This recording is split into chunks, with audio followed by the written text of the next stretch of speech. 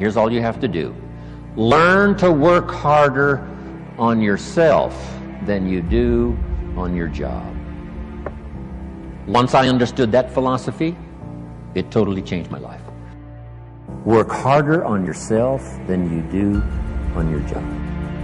If you work hard on your job, you can make a living, which is fantastic. If you work hard on yourself, you can make a fortune, which is super fantastic. Success is something you attract by becoming an attractive person. Success is not something you pursue. Success is something you attract by the person you become, by becoming an attractive person. Never be satisfied with yourself. Always know that as you invest the effort and time on you, that's the greatest ability that human beings have above animals. See, a dog can't be anything but a dog. Tree can't be anything but a tree. Human being, you've got unlimited potential. You can put effort on you, and by concentrating on you and developing you, you can transform your life wherever you are right now. So you want to work on yourself. My dreams are first every day, then my wife, then my kids. I can take care of my wife and my kids now. Would you agree? I abandon this. This is the fuel for who I am. I abandon this dream, and then I can't take care of them. And then I'm going to tell them what? It's all right that you didn't win. No, it's not all right if you don't win. You need to win. How many of you need to win more? Okay? If you don't control your environment, folks, somebody else is going to control your environment. You guys that run teams and run organizations, if you do not control your environment, someone else will control your environment. You are being controlled in your environment right now. If you don't control your environment, it starts with me. When I was 45 years old, I'm like, I'm going to control my environment. I'm going to take every penny I have, all the energy I have, all the resources I have, and I'm going to improve me. If I got to go broke in the process, because I'm already broke. Look, if you're not fulfilled if you're not reaching your full potential every day, you're broke right now. If you find your passion, you're going to have this tremendous energy. It's sustainable energy. But momentum requires you always do the next thing to keep the momentum going. If you believe in what you're doing, that's fuel. It adds more fuel to your fire. You got to keep going. You got to keep pushing through. You got to keep persevering. Because at the end of the day, when you do, and you do, and you do more, you will be amazed at how the universe conspires to help you get to the place that you wanted to get to. So believe in you, block out the shade, and let your sun shine on through. Because it's on you to be you. And the reason you get yourself in a passionate place is so that you change your life, and the only thing that changes your life is making a decision. So while you're in this passionate state, that's where you make decisions. The only way the commitment and the energy and the momentum continues is if you take immediate, massive what, my friend? Massive action is the cure-all. Massive action is the cure-all. That's how you develop yourself. That's how you begin to appreciate what you get. When you're working on a dream, at some point in time, a transition takes place. And the transition is what you are becoming in pursuit of the dream. Because even if you don't get the dream, you become such a strong and powerful person. It will so change your life, you can look at something else and say, well, I think I'll go do this then. Because you have now developed yourself in such confidence and such competence in how to deal in the arena of life that you can move into another area and not miss a beat. Once you begin to discover who you are, then you really realize how you have been given authority and dominion over everything on the face of the earth, including all the dimensions of your life. But you can only do that through the struggle of life. And most people avoid the struggle. Most people go through life avoiding pain. And when you go through life like that, something in you dies. Something in you that you never activate is lying dormant in there, that you never get a chance to call on because you have not challenged yourself. Somebody said the land of familiarity belongs to the dead. That most people like to feel like they're a king in the area of their comfort zone. They only want to do those things that they know how to do well. Osborne said, unless you attempt to do something beyond that which you've already mastered, you will never grow. So if you want to begin to grow, you've got to put something out here that you can't reach easily, that has got to make you stretch, got to make you jump for it, got to make you get back a little bit and dig in so that you can take a leap for it. And maybe you jump up there and you miss it and you skin your knees and you come back again and you bust your lip next time.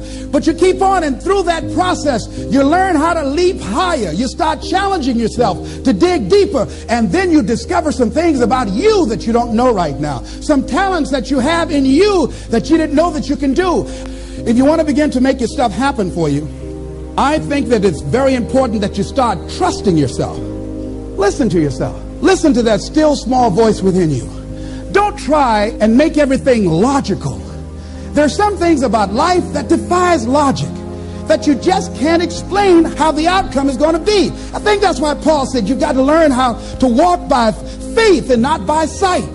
That once you begin to trust yourself and your ideas and your instincts, life takes on a whole new meaning, because now I want you to do that feeling that you are led. Just feel, I am led. Ladies and gentlemen, don't give your power away. You don't need anybody to approve your dream. It was given to you. If they can't see it, it's because it wasn't given to them. It was given to you. Hold it, nourish it, cultivate it, work on it. It's yours. It's your baby. Work on it until it comes into fruition. I gave away my power and I said, I'm not going to do that no more. Here's something else for those who make it today. Do what you know is right. Treat people like you want to be treated. Don't try and take any shortcuts. Don't try and cheat. Pay your dues up front. I believe, ladies and gentlemen, what goes around comes around. You can pay now, or you will pay double later. So do the right thing. There might be a tendency sometimes, because of the negative part of our consciousness and our own programming, for us to want to say, well, I'll just do it this time. It won't matter. Won't nobody know. Ladies and gentlemen, everything matters. And you know you're somebody. You know. I'd rather lose out on my dream doing the right thing than to cheat trying to make a shortcut to get to my goal. I want to be able to look myself in the mirror. And that's what you want to do. There's no saying, judge a man not by what he does, but by that he doesn't have to do. And to judge the true quality of a man is what do you do when nobody's looking. See, there's some good out there for you in the universe that has your name on it. And nobody can get your good. It has your name on it. They can't take your stuff. It's your stuff. So when you know that whatever you're seeking, it's also seeking you, you don't worry. You don't run scared. You don't think somebody's going to take it from you. You listen to your inner voice and you always take the high road. There will be the tendency, the natural inclination to take the low road. You must resist that. Repeat after me, please. I will always take the high road. And do the right thing. No matter what. Take action. Not hasty if it isn't required. But don't lose much time. Here's the time to act. When the idea is hot and the emotion is strong. That's the time to act. You say, Mr. Ron, I'd like to have a library like yours. See, if you feel strong about that, what you got to do is get the first book and then get the second book. Before the feeling passes and before the idea gets dim, action pronto. Action immediate. Action as soon as possible.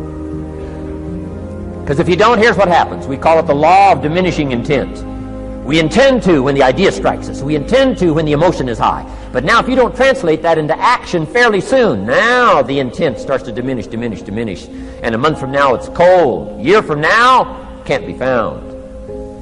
So act. Set up a discipline when the emotions are high and the idea is strong and clear and powerful. That's the time to set up the discipline. Somebody talks about good health and you're stirred. Says, right, I need to get a book on nutrition. Get the book before the idea passes and before the emotion gets cold. Go for the book. Start the library. Start the process. Fall on the floor. Do some push-ups. Action. Got to take action. Otherwise, the wisdom is wasted. Otherwise, the emotion soon passes.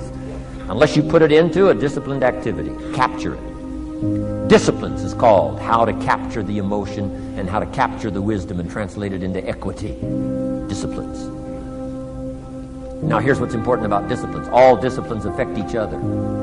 In fact, here's a good philosophical phrase. Everything affects everything else. Nothing stands alone. Don't be naive in saying, well, this doesn't matter. I'm telling you, everything matters. There are some things that matter more than others, but there isn't anything that doesn't matter. Key to take home. Every letdown affects the rest of your performance. Every letdown affects the rest. This is part of the educational process on personal development. If you don't take the walk around the block, you probably won't do the apple a day.